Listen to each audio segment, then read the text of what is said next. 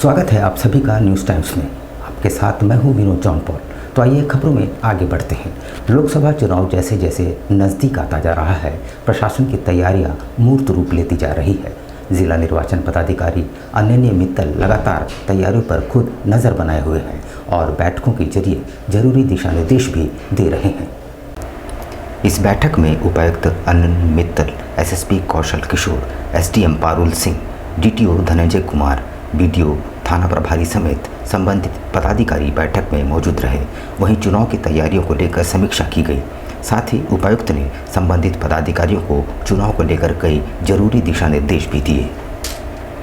तमाम उपाय किए जा रहे हैं और इस बार कोई सेंसिटिविटी, हाइपर सेंसिटिव या सेंसिटिव तरीके से नहीं है, बल्कि क्रिटिकल और नॉन क्रिटिकल बूथों में श्रेणीकरण किया गया है और इसके अलावा वल्नरेबल बूथ्स को भी श्रेणीकृत किया गया है और उसके हिसाब से जो रिक्वायरमेंट है, जो अर्धसैनिक बलों की आवश्यकता होगी या जिला बल लगाए जाएंगे, उसकी एक पूरी एक तरीके से स्ट्रेटजी बनाई गई है, उसका पूरा एक विश्लेषण किया गया है और उसके अनुरूप फोर्स रिक्वायरमेंट प्लान तैयार किया जा रहा है। और लोकसभा चुनाव को लेकर जमशेदपुर प्रखंड में बैठक करी। यहाँ पर बन रहे सभी क्लस्टर्स में जमशेदपुर प्रखंड में कोटका और जुगसलाई के कई हमारे बूथ आते हैं जी। तो इसमें सभी जितने भी हमारे क्लस्टर बन रहे हैं, उन क्लस्टर्स में क्या सुविधा रहेगी, उनमें इंटरमीडिएट स्ट्रॉन्ग रूम बनाए जाएंगे ताकि सभी पोलिंग पर्सनल और जो हमारी रिजर्व ईवीएम्स रहेंगी उनको हम रात में उसमें रख सकें और किसी भी तरीके के हमारे अनटूवर्ड इंसिडेंट्स ना हो, इस चीज़ को इंश्योर करने के लिए हमने गहन समीक्षा करी।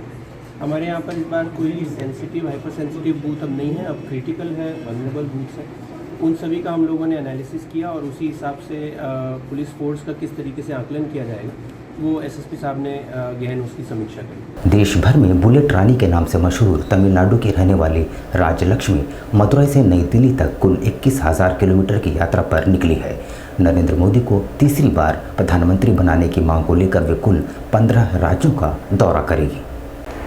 प्रधानमंत्री नरेंद्र मोदी को तीसरी बार प्रधानमंत्री बनाने के संकल्प के साथ मदुरई से नई दिल्ली तक 21,000 किलोमीटर की यात्रा में निकली है राजलक्ष्मी।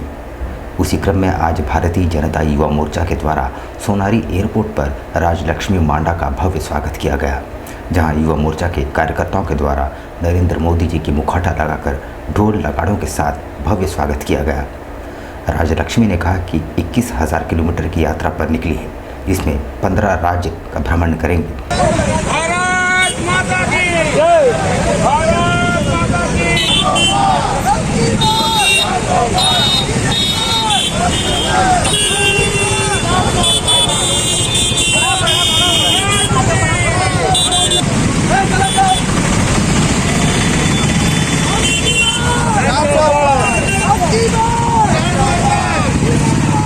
फॉर मोदी, इस नारा को लेते हुए 12 फरवरी को तमिलनाडु में मैं इस बुलेट यात्रा को शुरू की हूँ। तमिलनाडु से दिल्ली तक 21,000 किलोमीटर 65 दिन 15 राज्यों में भ्रमण कर रही हूँ और मेरा जो ये संदेश है पूरा देशवासियों को, एक मजबूत और सक्षम भारत के लिए नरेंद्र मोदी जी तीसरी बार प्रधानमंत्री बनना बहुत ज़रूरी है और ये मेरा मानना है कि मोदी जी के नेतृत्व में हमारा देश विश्व पटल के और अभी प्रयाण कर रही है और मोदी जी तीसरी बार प्रधानमंत्री बनेंगे तो पूरा विश्व में हमारा देश विश्व गुरु बनेगा।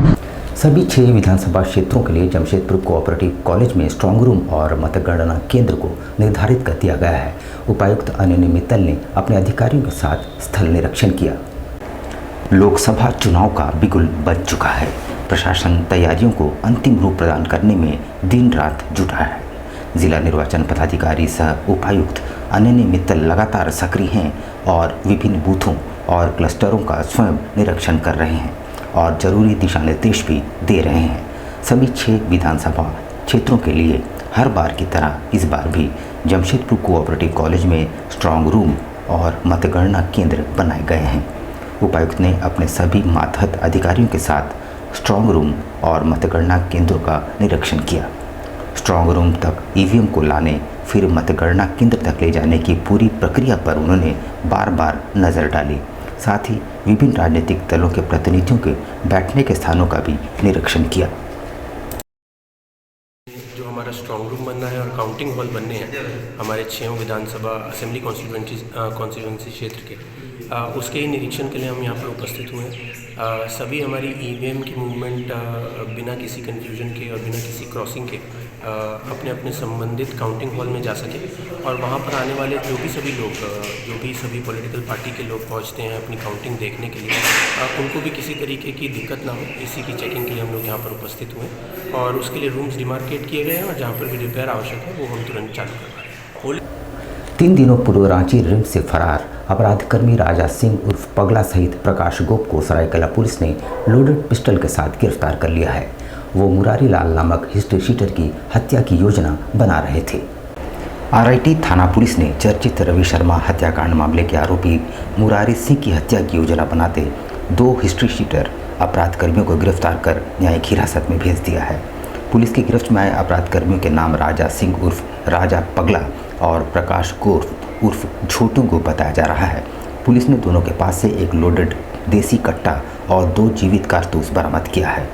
इस संबंध में जानकारी देते हुए एसपी मनीष टोपो ने बताया कि उन्हें गुप्त सूचना मिली थी कि रिम्स में इलाजरत अपराधकर्मी राजा सिंह बीते 24 मार्च को फरार हो गया था, जो किसी बड़ी घटना को अंजाम देने के उद्देश्य से आरआईटी थाना क्षेत्र में भ्रमणशील है। सूचना मिलते ही एसडीपीओ के नेतृत्व में एक एसआईटी का गठन किया गया। इसके लिए कुछ गुप्तचर भी लगाए गए। गुप्तचरों ने सूचना दी कि उपरोक्त अपराधी अपने एक अन्य साथी के साथ कुलूपटांगा मुन्ना शर्मा के ईंट भट्टा के पास मौजूद है। वहां छापा मारकर इन्हें गिरफ्तार किया गया। आरआईटी थाना के द्वारा 2 अपराधियों की गिरफ्तारी की गई है, जिसमें एक राजा सिंह उर्फ राजू उर्फ पगला है और दूसरा प्रकाश गोप है। इन दोनों की गिरफ्तारी कुलूपटांगा स्थित एक ईटा भट्टा है थरकाई नदी के किनारे, वहाँ से दोनों की गिरफ्तारी की गई है। इनके पास से एक देसी कट्टा और 3 जिंदा गोली बरामद हुआ है।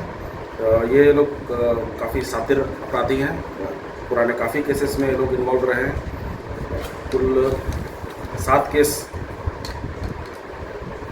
आर्म्स एक्ट का इनके ऊपर दर्ज है और पिछले 24 तारीख को ही ये लोग इलाज के क्रम में रिम्स से भाग गए थे। रिम्स से भागने के बाद ये लोग फिर आरआईटी क्षेत्र में आए और यहाँ एक व्यक्ति की हत्या की योजना बना रहे थे, जिसकी खबर हम लोग को लगी। हम लोग द्वारा एक एसआईटी बना करके इसमें काम किया गया और इन दोनों को पकड़ लिया गया। पूरे देश भर में धूमधाम और हर्षोल्लास के साथ रंगों का त्यौहार होली मनाई गई। वृंदावन की तर्ज पर जुगसलाई में फूलों की होली का भव्य आयोजन किया गया, जिसमें मंत्री बन्ना गुप्ता सपरिवार शामिल हुए। पिछले कई वर्षों से मानव कल्याण सेवा समिति के द्वारा होली के दिन फूलों की होली का आयोजन वृंदावन की तर्ज पर होली का त्यौहार मनाया जाता है। आकर्षक झांकियों के साथ जुगसलाई वासी इस फूलों की होली में शामिल होकर बाजे गाजे के साथ पूरे जुगसलाई क्षेत्र का भ्रमण करते हैं। इस वर्ष भी मानव कल्याण सेवा समिति के द्वारा फूलों की होली का आयोजन किया गया। विभिन्न राज्यों से कलाकार इस कार्यक्रम में उपस्थित होकर वृंदावन की तर्ज पर होली के त्यौहार का आनंद लेते हुए नजर आए। एक बच्चे क्या बूढ़े हर कोई अपने अपने घरों से निकलकर इस कार्यक्रम का जमकर आनंद उठाए। राज्य के स्वास्थ्य मंत्री बन्ना गुप्ता भी अपनी धर्मपत्नी के साथ इस कार्यक्रम में शामिल होकर जुगसलाई वासियों का हौसला अफजाई करते नजर आए।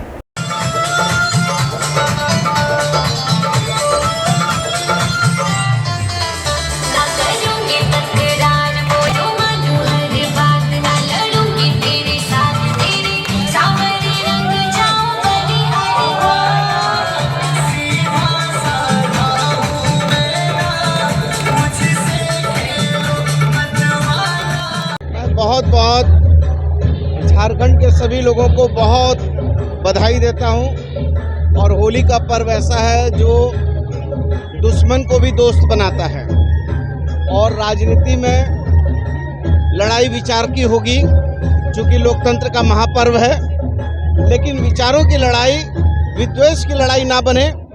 और जिस तरीके से होली का रंग एक दूसरे में मिलकर आपस के द्वेष को ख़त्म कर देता है, वैसे ही हम एक दूसरे से मिलें, एक दूसरे के साथ चलें। और मैं बहुत मानव कल्याण समिति को बहुत धन्यवाद देता हूं कि उन्होंने मानवीय दृष्टिकोण में एक तो जो फूलों की होली है, इससे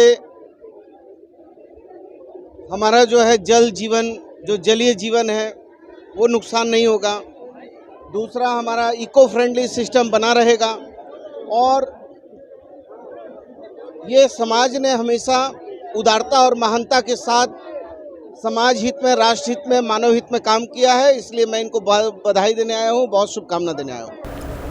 लोकसभा चुनाव को पर्व कहे जाने पर आदिवासी छात्र एकता मंच ने आपत्ति जताते हुए जिला निर्वाचन पदाधिकारी के मार्फत चुनाव आयोग को एक मांग पत्र सौंपा है। लोकसभा चुनाव को चुनाव पर्व कहने पर आदिवासी छात्र एकता ने जताई नाराजगी। लोकसभा चुनाव को चुनाव पर्व कहने पर आदिवासी छात्र एकता ने नाराजगी जताते ही आदिवासी छात्र एकता के संयोजक इंद्रो हेम्ब्रम ने बुधवार को डीसी ऑफिस पहुंचकर डीसी को एक ज्ञापन सौंपा। ज्ञापन मुख्य निर्वाचन आयुक्त को संबोधित है। इसमें कहा गया है कि देश में कई धर्म संप्रदाय के लोग रहते हैं, सभी की भावनाओं का आदर करना चाहिए। उन्होंने कहा कि लोकसभा चुनाव को पर्व कहना ठीक नहीं है, इसे कोई दूसरा उचित नाम दिया जाए। और उसका विषय है कि 2024 लोकसभा चुनाव का पर्व के रूप में प्रचार पर चुनाव आयोग द्वारा रोक लगाने के संबंध में।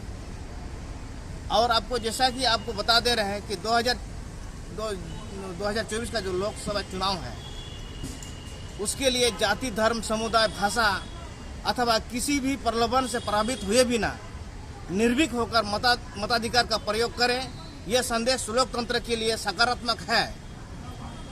भारत को विश्व में पर्व त्यौहार के रूप में देश माना जाता है और इसकी पहचान विविधता में एकता है और इस अवधारणा के लिए भारत एक उदाहरण है। परंतु लोकसभा चुनाव 2024 में प्रचार में चुनाव आयोग द्वारा चुनाव पर्व कहना उचित नहीं लग रहा है। लोकतंत्र के सभी पहलुओं को मद्देनजर इस तरह प्रचार होना चाहिए ताकि सभी वर्गों के लिए मान्य हो। अवैध रूप से शराब का धंधा करने वालों या सड़क किनारे ठेलों खोमचों में शराब परोसने वालों के खिलाफ विभाग सख्त कार्रवाई करेगा। उक्त बातें सहायक आयुक्त उत्पाद RL रवानी ने कही है।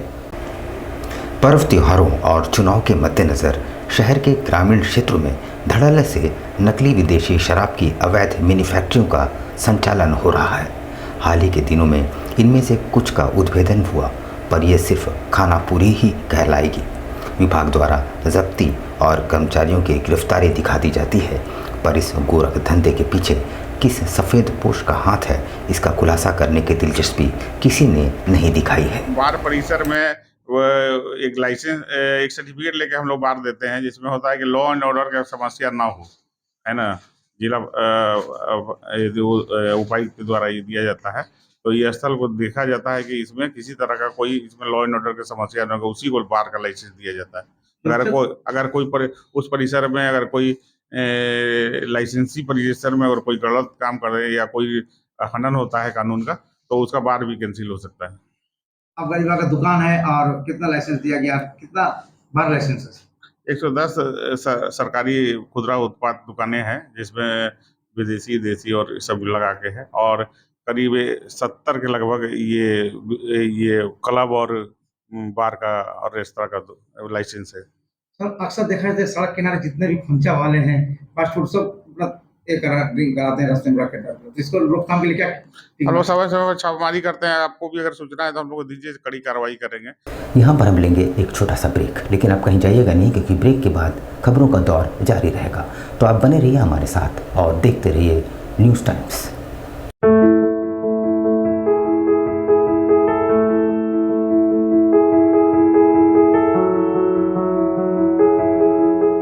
कैसे हो मनोज?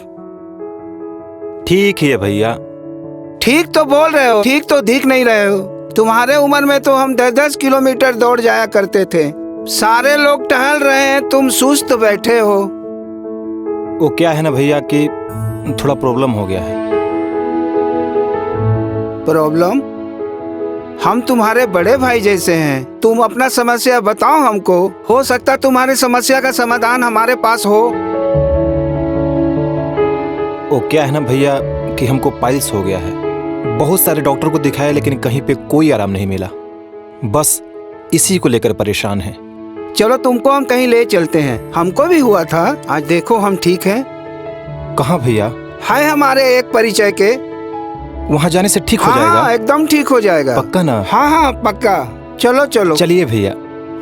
शमीम खान नवेदी, पाइल्स, बवासीर, किसी भी प्रकार का बवासीर हो, 7 दिनों में जड़ से समाधान है। शमीम खान नवेदी, दातकेडी 9308081071 9031612032। सुबह 10 बजे से 1 बजे तक और शाम 4 बजे से 8 बजे तक। आपके बच्चों के सुनहरे भविष्य का दूसरा नाम गायत्री शिक्षा निकेतन। शिक्षा के क्षेत्र में उत्कृष्ट प्रदर्शन के लिए राष्ट्रीय एवं राज्य सरकार से सम्मानित विद्यालय, जहां होता है आपके बच्चों का सर्वांगीण विकास। गायत्री शिक्षा निकेतन उच्च स्तरीय और आधुनिक उपकरणों से lace computer lab, science lab, आधुनिक क्लासरूम्स। गायत्री शिक्षा निकेतन।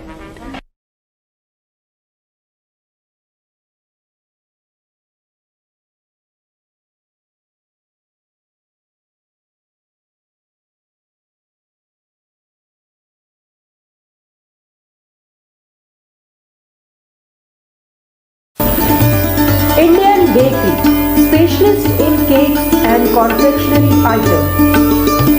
Online booking facilities. Online booking facilities.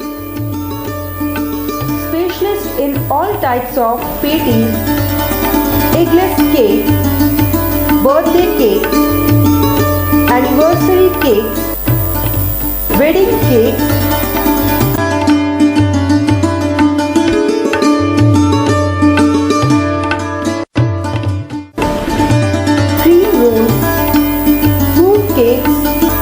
marriage anniversary cakes and school order specialists. Please do visit with your friends and family.